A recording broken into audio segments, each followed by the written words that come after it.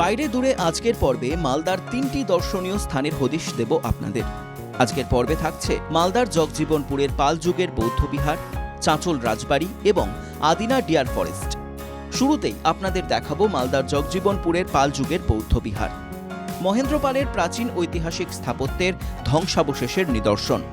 NKTV বাংলার বাইরে দূরে অনুষ্ঠানে আজ আমাদের গন্তব্য মালদহের হবিবপুর ব্লকের জগজীবনপুরে। এখানকার যে ঐতিহাসিক নিদর্শন, সেই নিদর্শন সম্পর্কে আপনাদেরকে আমরা ঘুরে দেখাবো। নবম শতকের শুরুতে ভারতীয় উপমহাদেশের উত্তর অংশে শাসন করতেন পাল সম্রাটরা। গাঙ্গেয় সমভূমি ছাড়িয়ে এ যুগের পাকিস্তানের কিছু অংশ, উত্তর এবং উত্তর পূর্ব ভারত, নেপাল এবং বাংলাদেশ জুড়ে তাদের সাম্রাজ্য ছিল। পালদের গৌরব শীর্ষে পৌঁছয় ধর্মপাল এবং দেবপালের আমলে। এছাড়াও মহিপাল, নয়পাল, বিগ্রহপাল, রামপালের মতো কৃতি শাসকদের নাম পাওয়া যায় ইতিহাসে। সালটা ছিল 1987 সালের 13ই মার্চ। এখানকার এক বাসিন্দা অর্থাৎ যিনি জগদীশ গাইন, তিনি তার বাড়ি ছিল এই জায়গাতে। তখন কিন্তু আজকে যে অংশটুকু আপনারা দেখছেন, এটা কিন্তু পুরোপুরি মাটির নিচে ছিল। উঁচু একটা ঢিপি আকারে এখানে ছিল। তার সেই যে সামনের যে অংশ দেখতে পাচ্ছেন, সেখানেই জগদীশ গাইনের বাড়ি ছিল। এবং সেই যে অংশ বাড়ি, তার বাড়ির যে উঠোন, সেই উঠোনের মধ্যে তিনি 1987 সালের 13ই মার্চ তিনি একটি তাম্র ফলক তিনি খুঁজে পান। তারপরে তিনি সেটাকে আর্কিওলজি ডিপার্টমেন্টের হাতে তুলে দেন। তারপর থেকে নানা গবেষণার মাধ্যমে উঠে আসে এখানে বিশেষ কিছু ধ্বংসাবশেষ মাটির নিচে রয়েছে। 1987 সালের 13ই মার্চ একটি তাম্রফলক খুঁজে পান এলাকার বাসিন্দা জগদীশ গাইন। তাম্রফলকটির ওজন 11 কিলো 800 গ্রাম। এরপর আর্কিওলজি অ্যান্ড মিউজিয়ামসের একটি দল তুলাভিটা ঢিবিতে 1992 সালে খনন শুরু করেন। ইটের তৈরি বিশাল এক বৌদ্ধ বিহার ধীরে ধীরে বেরিয়ে আসে। স্তূপ, ভিক্ষুদের ঘর, বারান্দা, শৌচালয়, প্রবেশদ্বার সব মিলিয়ে বিশাল মঠ। পাওয়া যায় বেশ কিছু পোড়ামাটির ফলক, শিলমোহর, খোদাই করা মাটির পাত্র, পুঁথি এবং দৈনন্দিন জীবনের আরও জিনিস। আর এটা হচ্ছে নবম দশম শতাব্দীর পাল যুগের মহেন্দ্র পাল, ধর্মপাল, দেবপাল, গোপাল, এদের মধ্যেই মহেন্দ্রদেব পাল বলে এক রাজা ছিল। ওনার রাজত্বকালটা কোনো ইতিহাসে নেই, কিন্তু দেবপাল, সুরপাল, গোপাল, ধর্মপাল এদের নাম আছে, কিন্তু মহেন্দ্রদেব পালের নাম একমাত্র এই কভার প্লেট থেকেই জানা গেছে। ওনার রাজত্বকালে উনি এই জায়গাটা তৈরি করে বুদ্ধিস্ট যারা তাদের দান করে দেয়। সেই দান হিসেবে এখানে একটা দানপত্র পাওয়া গেছিলো 1927 সালে 13ই মার্চ, সেটা আমি পেয়েছিলাম। মালদার জগজীবনপুর শহর থেকে প্রায় 41 কিলোমিটার দূরে। গবেষকদের মতে নবম শতাব্দী নাগাদ এই বৌদ্ধ বিহার হয়ে উঠেছিল বৌদ্ধ ধর্মের গুরুত্বপূর্ণ কেন্দ্র। তাম্রফলক থেকে জানা যায় বৌদ্ধ ভিক্ষুদের এই জমি দান করেন সম্রাট মহেন্দ্র পাল। জানতে পারা যায় এই তামক ফলকটির বা তাম্র শাসনটির ওজন হচ্ছে 11 কেজি 800 গ্রাম। এই ফলকটি থেকে আমরা জানতে পারি যে এখানেই পাল রাজা মহেন্দ্র পাল বৌদ্ধ ভিক্ষুকদের উপাসনা গৃহ বা মহাবিহার হিসাবে একটি জমি দান করেন। সেখানে কেবলমাত্র বসবাস করা নয়, নানান ধরনের ধর্মালোচনা, শিক্ষা দীক্ষা দেওয়া প্রভৃতি কাজ চলত। তাম্রফলক থেকে আমরা এও জেনেছি যে বাংলার শাসক, যেহেতু প্রথম শাসক যিনি ছিলেন পাল রাজা গোপালের পরে পরেই ধর্মপাল, দেবপাল, বিগ্রহপাল, নারায়ণ পাল প্রত্যেকে পরম্পরায় তারা এই বাংলার শাসন করেছেন। বিগ্রহপাল সম্পর্কে খুব একটা জানা গেলেও মহেন্দ্র পাল সম্পর্কে কিন্তু খুব একটা জানা যেত না। কিন্তু আমরা যখনই এই তাম্রফলকটি পেয়েছি, তখন থেকেই এই তাম্রফলকে লিপিবদ্ধ আছে যে এই মহেন্দ্র পালই তার সেনাপতি বজ্রদেবের অনুরোধে এই বৌদ্ধ ভিক্ষুকদের জমি দান করেছিলেন। আমি যে জায়গায় বসে রয়েছি এই জায়গাটা পুরোপুরি মাটির তলায় ছিল। 1987 সালে এখানকার বাসিন্দা জগদীশ গাইন যখন তিনি খুঁজে পান তাম্র ফলক, তারপরে কিন্তু নানান গবেষণা শুরু হয় এবং খনন কার্য শুরু হয় এবং ধীরে ধীরে খনন কার্য শুরু করতে করতে কিন্তু আজকে যে আপনারা দেখতে পাচ্ছেন নিদর্শনগুলো, ঐতিহাসিক স্থাপত্য বা নিদর্শন, সেগুলো কিন্তু খুঁজে পাওয়া গেছে। পাশাপাশি পাওয়া গেছে একটি কুয়ো, যে কুয়োতে বলা হচ্ছে যে জল পান করতেন সে সময় মহেন্দ্র পাল, অর্থাৎ পাল বংশের যে রাজত্বকাল চলতো তখন তারা এই কুয়োর জল পান করতেন। পাশাপাশি যে ফাঁকা যে অংশটি দেখতে পাচ্ছেন, চারিদিকে ঘর, চারিদিকে একটু স্তূপ আকারের বা বিল্ডিং আকারের যে দেখতে পাচ্ছেন, পুরোটা কিন্তু চারিদিকে ঘর এবং এটা বলা যেতে পারে যে উঠোন আকার বা আঙিনা বলা যেতে পারে। এখানে কিন্তু বলা হচ্ছে ঐতিহাসিকবিদরা মনে করছেন যে এখানে নানান কর্মশালা হতো এবং তারা এখানে নানান অনুষ্ঠানও আয়োজন করতেন, এমনটা কিন্তু মনে করছেন ঐতিহাসিকবিদরা। যে পুকুরের মতন যেটা, সেটা হচ্ছে আপনার ওই যেটা চার কোণারে চারটে দেখলেন ওটা হচ্ছে ওয়াচ টাওয়ার গম্বুজ। আর মাঝখানে যেটা এটা হচ্ছে কোরিয়াট। হ্যাঁ, আর এটা হচ্ছে জলের ইন্দ্র হিসেবে ওরা ইউজ করেছিল। কুয়ো নাকি? হ্যাঁ, কুয়ো, জলের কুয়ো। আর এই কোরিয়াটের সামনের দিকটা দুই দিকে যে টানা বারান্দা, তারপরে ছোট ছোট ছেল। আর ওই দিকে যেটা দেখা গেছে সেটা হচ্ছে টয়লেট বাথরুম। আর পশ্চিম দিকে যেটা দেখা গেছে সেটা হচ্ছে আপনার বুদ্ধিস্ট যারা, তাদের গর্ভগৃহ, মূল মন্দিরটা পশ্চিম দিকে। পাল সম্রাট মহেন্দ্র পালের উল্লেখ সেরকম পাওয়া যায় না ইতিহাসে। 1987 সালে হঠাৎ করে তার অস্তিত্ব গবেষকদের সামনে আসে। তিনি ছিলেন কিংবদন্তি সম্রাট দেবপালের পুত্র এবং উত্তরাধিকারী। তার সম্পর্কে খোঁজ পাওয়ায় পশ্চিমবঙ্গের মানচিত্রে যোগ হয় আরেকটি প্রত্নক্ষেত্র তথা এক ট্যুরিস্ট ডেস্টিনেশন। আমরা যদি জগজীবনপুরে দেখি যে সেখানে 5টি প্রত্নক্ষেত্র হিসাবে 5টি জায়গা নির্বাচিত হয়েছে। একটি হচ্ছে ধুলা ভিটা, আখিডাঙ্গা, নিমডাঙ্গা, নন্দগড় এবং রাজার মেয়ে ঢিপি। আরও রয়েছে নন্দদিঘি নামে একটি জলাশয় এবং এই মহাবিহারের পাশে জলা জায়গা এবং যেখানে এই ধোলাভিরা ঢিপিটি রয়েছে সেটা প্রায় 15 ফুট উঁচু এবং 9000 মিটার স্থান জুড়ে এই মহাবিহারটা অবস্থিত। 1987 খ্রিস্টাব্দে 13ই মার্চ এটা আবিষ্কৃত হয়। গবেষকরা বা প্রত্নতত্ত্ববিদরা দেখেছেন সেখানে যে মহাবিহারটি খনন করার ফলে দেখা গেছে 6টি স্তরে দেখা যায় এবং পুরোপুরি পোড়া ইট দিয়ে তৈরি। সেই বৌদ্ধ ভিক্ষুকদের স্নানাগার, শৌচালয়, বারান্দা এবং সিঁড়ি বিশিষ্ট ঘরও রয়েছে, এখনও রয়েছে। তারা প্রত্যেকেই এই মহাবিহারে তারা তাদের আরাধ্য দেবতার উপাসনা করত এবং শিক্ষা দীক্ষা দান করত। জগজ্জীবনপুরের অদূরেই রয়েছে বাংলাদেশের রাজশাহী জেলা এবং তার পাশ দিয়ে মহানন্দা এবং টাঙ্গন নদী প্রবাহিত।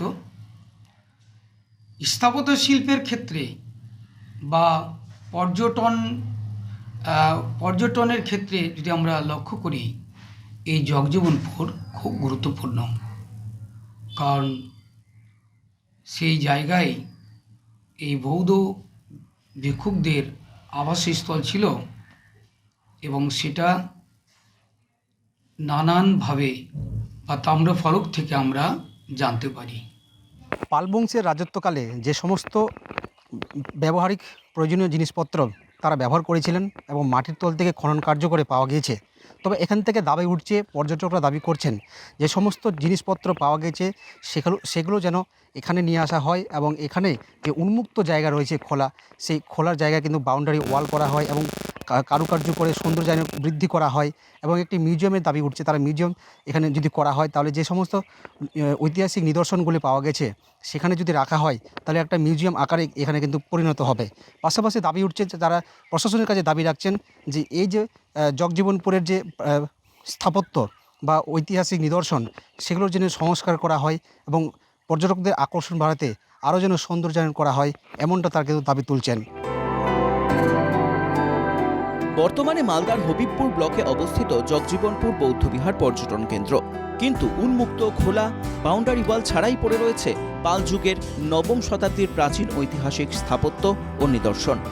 পর্যটকদের আকর্ষণ বাড়াতে এখানে মিউজিয়ামের দাবি তুলেছেন পর্যটকরা। খনন করে তাম্রফলকের পাশাপাশি পোড়ামাটির ফলক, খোদাই করা মাটির পাত্র, পুঁথি সব জিনিসপত্র এই বৌদ্ধ বিহারের নিয়ে এসে এখানে মিউজিয়ামের দাবি তুলছেন তারা।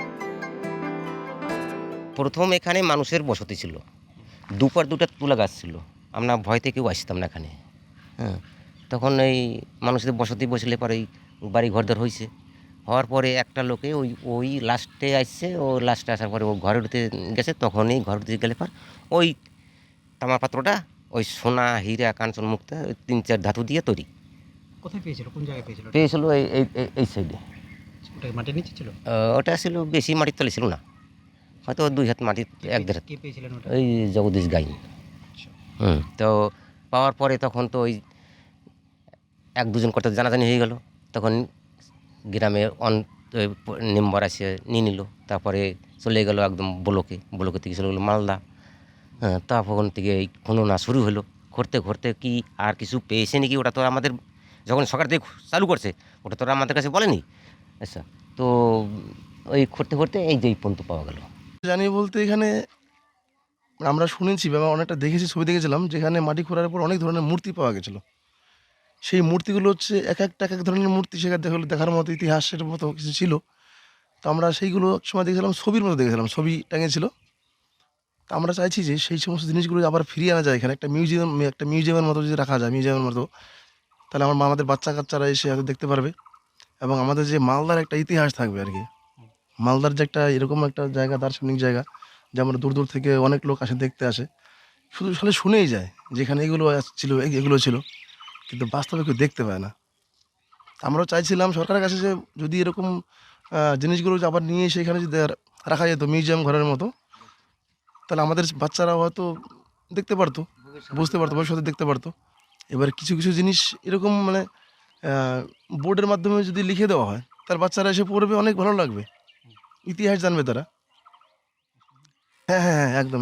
এটাকে যদি চারিদিক দিয়ে যদি ব্যারিকেড করে দেওয়া, একটা গেটের মাধ্যমে একটা গেট করে দেওয়া হয়, তাহলে খুব ভালো লাগবে। একটা টুরিস্ট জায়গা, ঘোরার জায়গা, এখানে বহু দূর থেকে লোক আসে, এসে বলে কি ব্যাপার, এরকম কেন। সাইড দিয়ে একটা মিউজিয়াম থাকবে, সুন্দর একটা লাগবে, সেরকম কোনো কিছুই নেই। বাপ কাকারা বলছে এই জায়গায় অনেক কিছু পাওয়া গেছে, এই জায়গায় রাজার বাড়ি এরকম অনেক লোক দেখতে আসছে, সোনার মূর্তি টুর্তি এগুলো পাইছে বলে এখানে। ওর জন্য আমরা ঘুরতে আসে দেখি কিছুই না, এখন অন্য একটা কিছু হলে দেখার মতো। কি চাইছেন পর্যটক? জায়গাটা আর একটু উন্নতি হোক, আর ভালো হোক, ঘর এইগুলি হোক।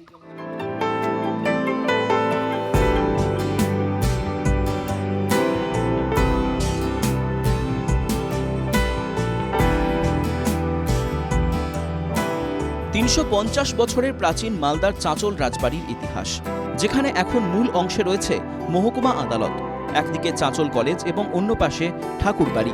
19 শতকে বাংলার আর্থসামাজিক ও প্রশাসনিক জীবনের সঙ্গে আষ্টে পৃষ্ঠে জড়িয়েছিলেন জমিদার শ্রেণীর মানুষরা। চাঁচল রাজ এস্টেটের জন্ম 1848 সালে।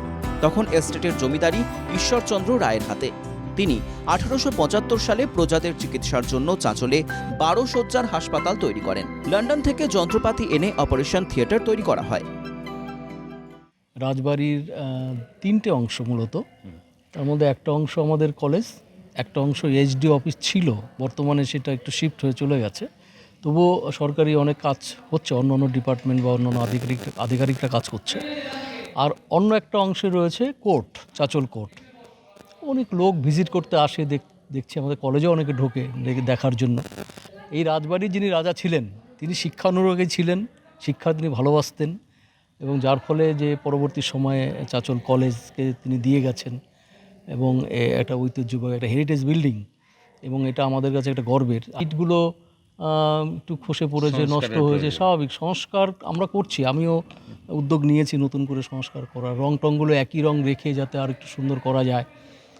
অন্য অন্য যে পরিকাঠামোগুলো আছে শিক্ষার, সেগুলো আছে যথেষ্ট, কিন্তু সেটাকে আরেকটু রিভাইভ করে সুন্দর করে রিকনস্ট্রাকশন তো করা যাবে না, জাস্ট রেনোভেশন করে কিছুটা রিপেয়ার ইত্যাদি করে আমরা এটাকে চেষ্টা করছি আরেকটু সুন্দর পরিবেশ, পড়াশোনার পরিবেশকে তৈরি করার। চাচল রাজবাড়ি একটা খুব আমাদের এলাকার ঐতিহ্যবাহী একটা ঘটনা।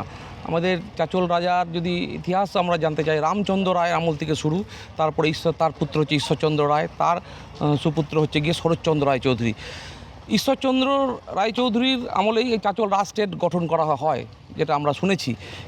এই চাচল রাজবাড়ির ইতিহাসের মূল কাণ্ডারি যদি হয়ে থাকে সেটা হচ্ছে গিয়ে শরৎচন্দ্র রায়চৌধুরী। তার আমলেই কিন্তু যত কিছু উন্নয়ন এলাকার, তিনি খুব জনদরদি এবং প্রজারঞ্জক জমিদার বা রাজা ছিলেন সেই সময় তার আমলে অনেক স্কুল, তারপরে এই রাস্তাঘাট, বিভিন্ন জায়গায় যে হাসপাতাল নির্মাণ, সেগুলো কিন্তু সব শরৎচন্দ্র রায়চৌধুরীর সময়কারই এগুলো ঘটনা। এবং আমরা যে রাজবাড়ি দেখতে পাচ্ছি এবং ঠাকুর বাড়ি এবং অনেক কিছুর সাথেই কিন্তু এই যে চাচল রাজ পরিবার কিন্তু যুক্ত।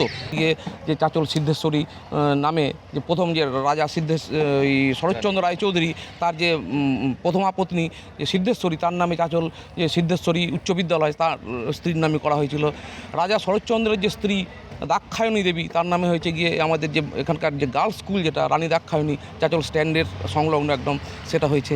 রাজার যে ছেলে অকাল মৃত্যু যার ঘটেছিল, যে এই হচ্ছে গিয়ে কুমার শিবপদ, তার নামে নামাঙ্কিত হচ্ছে গিয়ে চাচলের যে গ্রন্থাগার, সেটা কিন্তু ওনার নামেই এখনও আছে। তো রাজা শরৎচন্দ্র খুব দানবীর এবং মহান একজন জনদরদি মানুষ ছিলেন। আমরা চাচলে আশেপাশে অনেক গ্রামে গঞ্জে যে বড় বড় গাছ বৃক্ষরোপণ থেকে শুরু করে জলের পরিষেবা দেওয়া থেকে শুরু করে সব রকম ওনারা কিন্তু করে গেছেন, যার ফলস্বরূপ কিন্তু আজকে আমরা চাচলবাসীরা খুব গর্বিত এবং নানাভাবে সেই রাজার অবদানকে আমরা শ্রদ্ধার সাথে স্মরণ করি। অঙ্গাঙ্গে তৈরি আমার চাচল শামসি যে রাস্তাটা, সেটাও রাজা শরৎচন্দ্রের তৈরি। চাচল আশাপুরের যে রাস্তাটা, সেটাও রাজা শরৎচন্দ্রের তৈরি। তো শরৎচন্দ্রের যে অবদান, চাচল হাসপাতাল, সেটাও রাজা শরৎচন্দ্রের আমলে তৈরি। হ্যাঁ, এরকম যে এত তার আছে, তার অবদান, সেটা কিন্তু আমরা বলে শেষ করতে পারবো না। বিশাল আবেগপ্রবণ, আপনি দেখলেই দেখতে পারবেন এখনও এই লাল ইটের যে কারুকার্য, আপনি জায়গায় জায়গায় গেলেই বুঝতে পারবেন যে ইতিহাস বহন করে চলেছে এই আমাদের কলেজ এবং এই রাজবাড়ির স্থাপত্য। ইতিমধ্যেই আমি চাচল রাজবাড়ির সামনে রয়েছি, যেটি 350 বছরের বেশি পুরনো। মূল অংশ হচ্ছে একদিকে যেমন চাচল মহকুমা আদালত, অন্যদিকে রয়েছে চাচল কলেজ এবং আরেকটি অংশে রয়েছে ঠাকুরবাড়ি। রাজবাড়ি আর মন্দির তৈরির উপকরণ যেমন সেগুন কাঠ এসেছিল বার্মা থেকে, কাঁচ এসেছিল বেলজিয়াম থেকে এবং ইস্পাত এসেছিল ল্যাঙ্কাশায়ার থেকে। সেই সময় মন্দিরে প্রতিদিন 1 মণ চালের অন্নভোগ হতো। এই মন্দিরে রয়েছে রাম সীতার সঙ্গে স্বপ্নাদেশে পাওয়া সিংহবাহিনী। স্বপ্নাদেশ পান রাজা ঈশ্বরচন্দ্র রায়ের পিতা রামচন্দ্র রায়। প্রতি বছর দুর্গাপুজোর সময় সপ্তমীর দিন প্রায় 3 কিলোমিটার দূরে পাহাড়পুরের চণ্ডী মণ্ডপে সিংহবাহিনীকে জমকালো শোভাযাত্রা সহকারে নিয়ে যাওয়া হয়। দশমীর দিন পুনরায় রাজবাড়ি সংলগ্ন ঠাকুরবাড়িতে ফিরিয়ে নিয়ে যাওয়া হয় শোভাযাত্রা সহকারে। দুর্গাপুজোর সময় এখানে 4 হাতের দেবী চণ্ডীর পুজো হয়। আমাদের চণ্ডী মণ্ডপ বহু পুরনো এবং ঈশ্বরচন্দ্র রায়চৌধুরী যে পিতা ছিলেন তিনি ওটা স্থাপিত করেছিলেন এবং সেখানে আমাদের মা চণ্ডীর পুজো হয়। দুর্গা পুজোতে অষ্টমীর দিন ওখানে বিশাল একটা সমাগম হয় এবং খুব সুন্দরভাবে ওখানে পুজো অর্চনা করা হয়। আমাদের এলাকার যে সন্নিকটে যে পাহাড়পুর, সেই যে ওখানকার চণ্ডী মণ্ডপ, ঐতিহ্যবাহী যে চণ্ডী মণ্ডপ, সেটা কিন্তু এই চাচল রাজ পরিবারেরই অবদান। সেখানকার অনেক ইতিহাস গাথা আমরা শুনতে পাই। এই চণ্ডী মণ্ডপের যেটা যে আসল মূর্তি, সেটা স্বয়ম্ভূ মূর্তি, সেটা কিন্তু ওখানকে পাহাড়পুরের নিকটবর্তী যে সতীঘাটা সেখানে কিন্তু পাওয়া গেছিলো স্বপ্নাদিষ্ট মাধ্যমে এবং সেটা সেখানে স্থাপিত হয়েছিল। দুর্গাপুজোর সময় সপ্তমীর দিন এই চাঁচল রাজবাড়ি থেকে সেটা মহা সমারোহে ঢাক ঢোল কাসর ঘণ্টা এবং বিভিন্ন ছাতা, রূপা স্বর্ণরূপ্ত খচিত ছাতার মাধ্যমে সেটা নিয়ে যাওয়া হয় পাহাড়পুর চণ্ডী মণ্ডপে এবং সেখানে মহা সমারোহে ধুমধামের সাথে পুজো হয় এবং আবার দশমীর দিন আবার চাঁচল যে রাজ ঠাকুর বাড়ি সেখানে সেটাকে আনা হয় শ্রদ্ধার সাথে।